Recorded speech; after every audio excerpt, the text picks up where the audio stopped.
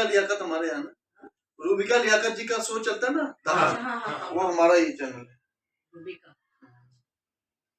देश की सबसे बढ़िया एंकर आ गए भाई। कॉम्प्लेक्स के अंदर सिर्फ, हाँ कॉम्प्लेक्स के अंदर मेरा कैमरामैन लाइव व्यू भी नीचे आ गया है। हाँ हाँ बस मुझे ये लाइव अपने मुझे भेजेंगे व्हाट्सएप पे। हाँ मेरा लाइव जाएगा अभी, लाइव जाएगा, मुझे रिकॉर्डिंग मुझे भी भेजिए।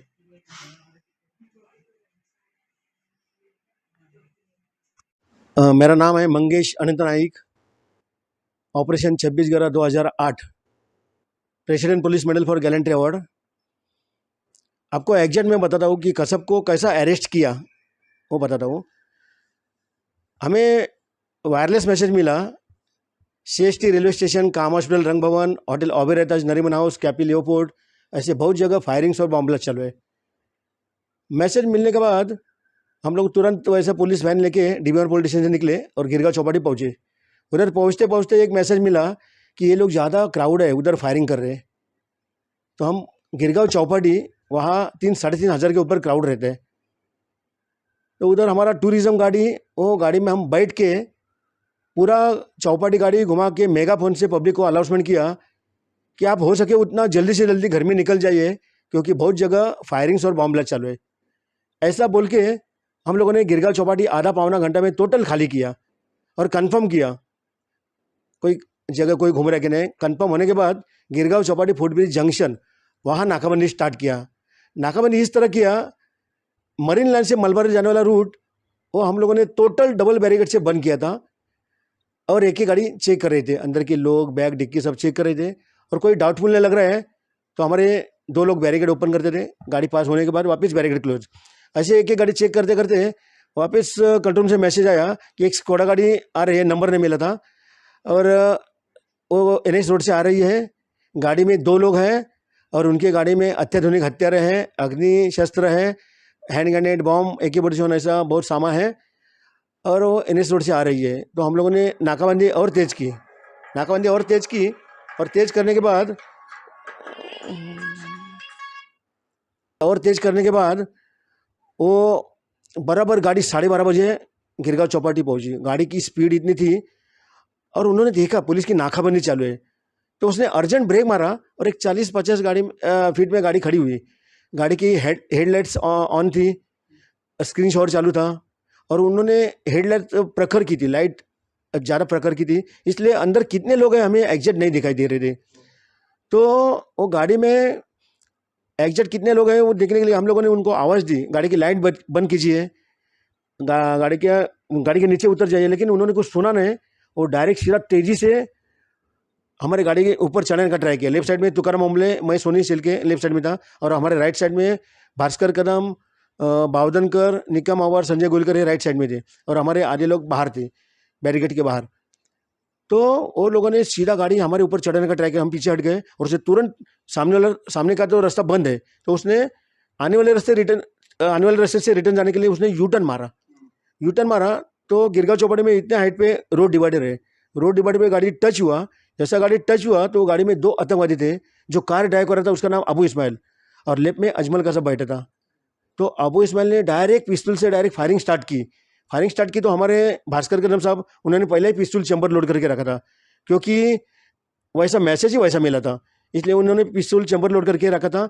जैसा अबू इस्माइल ने फायरिंग स्टार्ट किया तो हमारे भास्कर कदम साहब ने उसका राइट साइड का जो आँख है वो साइड में फायर किया, उसको वही जख्मी किया। लेकिन इसके बावजूद भी वो नीचे झुक के AK-47 ऊपर निकल रहा था। तो हमारे हेमंत बावधनकर साहब, उन्होंने उसके गर्दन में 3 राउंड फायर किया और उसको वही जख्मी किया। तो ये लोगों का राइट साइड में कार्रवाई चल रहा था, हमारा भी लेफ्ट साइड में कार्रवाई चल रहा था। लेफ्ट साइड में तुकाराम ओमले, मैं सोनी सिल्के, हम लोग लेफ्ट साइड में थे। तो उन्होंने डायरेक्ट गाड़ी से हम लोग वो गाड़ी का जो डोर है वो डोर क्विक ओपन करके कसब की कॉलर खींच के हम लोग खींच रहे हैं, तो कसब ने ऐसा हाथ ऊपर किया, सरेंडर होने का नाटक किया। तो हम लोगों ने उसको बाहर आने का इशारा किया, डोर ओपन किया, तो उसके पैर के बीच में AK-47 अंधेरा था, हमें दिखाई नहीं दे रहा था। तो वो थोड़ा घूम गया और डोर ओपन किया, तो उसने डायरेक्ट डोर के बाहर ही जंप किया, बहुत चालाक था, डोर के बाहर जंप किया। तो उसके साथ ही AK-47 आया, तो वो जैसा डोर के बाहर जैसा जम किया था और तुरंत बाहर आया और तुरंत उस घूम के AK-47 ऊपर निकल रहे। ये हमारे ध्यान में आने के बाद उसके ऊपर हम लोगों ने 4 लोगों ने उसके ऊपर झड़प मारा। तो तुकाराम ओमले साहब उनके सामने बैरल आया, जो गोली बाहर निकलते उसको बैरल बोलते हैं। तो ओमले साहब ने उसका बैरल पकड़ा। ओमले साहब के बाजू में मैं था, मैं उसका हाथ पैर दबा के रखा और सोनी ने उसका गर्दन दबा के रखा। लेकिन ऐसे कंडीशन में भी हमको नहीं सुन रहा था वो, क्योंकि ये लोग जो नशा करते हैं, ड्रग्स और इंजेक्शन लेते हैं, उससे 2-3 लोग का तो उनको ताकत आता है।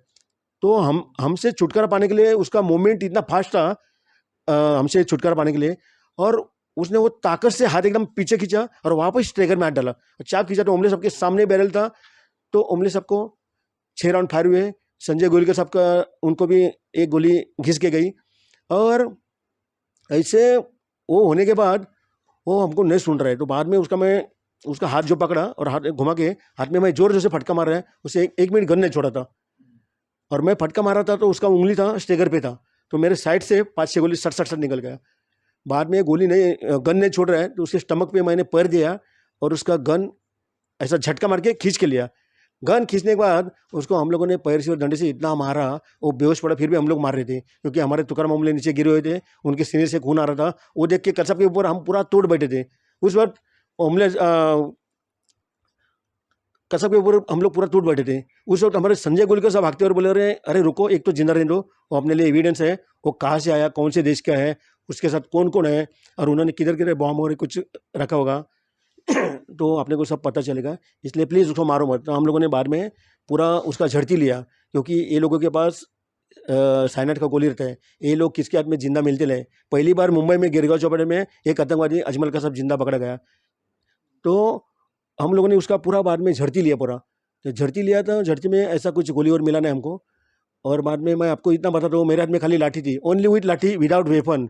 और लाठी अपना शस्त्र है, और भले इधर अपनी जान जाएगी तो भी चलेगी, लेकिन आगे ये जाएंगे तो बहुत लोग की जान लेने वाले हैं। इसलिए वो मन में पूरा ठाम के रखा था, और वो हिसाब से हम लोगों ने ऑपरेशन किया, और वो ऑपरेशन सक्सेस हुआ। और मैं आपको इतना बताना चाहता हूँ कि हम लोग गिरगांव चौपाटी में ये लोग को नहीं रोकते थे तो आगे वो बहुत लोग की जान लेते थे, क्योंकि स्कोडा गाड़ी में हमें बहुत सामान मिला, हैंड ग्रेनेड, बॉम्ब, AK-47, लेकिन उनको रोका, इसलिए आगे होने वाला हादसा हुआ नहीं। ये कामगिरी की वजह से मुझे भारत सरकार ने राष्ट्रपति शौर्य पदक, गैलेंट अवार्ड दिया है, पुलिस महासंचालक उनका सम्मान चिन्ह दिया है। और ऐसा हल्ला वापस होने का चांसेस है, क्योंकि होने का मतलब ये कभी भी किधर भी आ सकते हैं। इसलिए मुझे भारतवासियों को एक संदेश देना मैं चाहता हूँ कि आप किधर भी इधर उधर जाते हैं तो आजू बाजू में देखा करो, कोई ऐसा डाउटफुल कोई इसम दिख रहा है या कोई डाउटफुल कोई चीज़ दिख रहा है तो आप तुरंत पुलिस को फ़ोन कीजिए। 100 नंबर या 112 नंबर घुमाओ, पुलिस वो जगह आएंगी, पुलिस अपना काम करेंगी। लेकिन अपने देश के लिए, देश की सुरक्षा के लिए पूरा भारतवासी का सबका इसम का काम है। आप जागरूक इसम है और जागरूक नागरिक है, तो उनका काम है कि ये देश के लिए, सुरक्षा के लिए पुलिस को तुरंत बताना चाहिए।